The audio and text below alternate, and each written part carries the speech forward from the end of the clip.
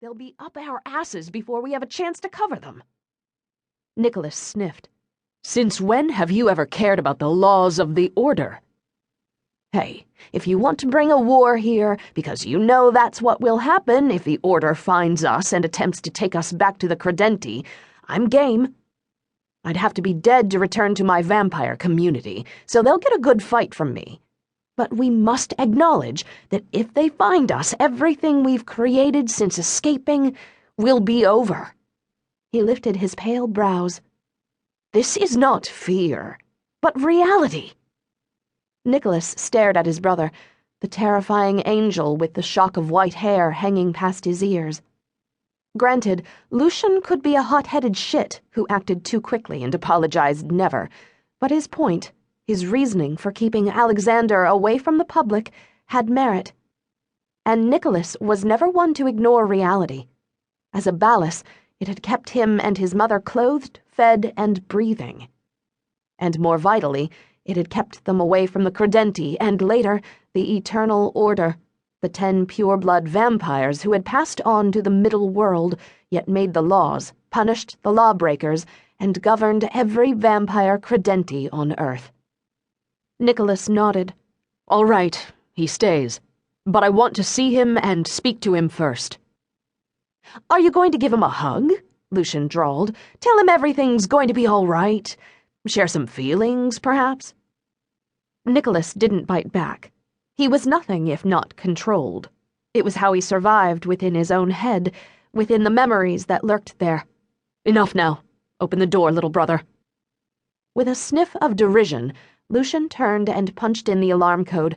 When he saw green for go, he gripped the massive door handle and pulled.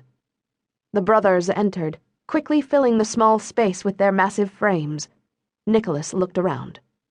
First thing he saw was Alexander's ancient servant Evans, a bald, rat-eyed impure, who had escaped a Credenti in Maine just 10 years ago and had been found in Central Park by Alexander. Evans paced the floor in front of the cage, which was cut into the rock wall and had no windows except for the 3 12-inch iron bars soldered into a steel door that took 3 keys, an alarm code, and a retinal scan to unlock. Open the door, Evans, Lucian ordered brusquely. The old impure stopped directly in front of Alexander's self-imposed prison. Like most males who came before the Roman brothers, he refused to make eye contact. It was the fear of their father, the breeding male, who and what he was. It remained strong, even in those who had escaped the Credenti. I'm sorry, sir. He wishes not to be disturbed. Lucian cocked his head to one side. I really don't give a shit.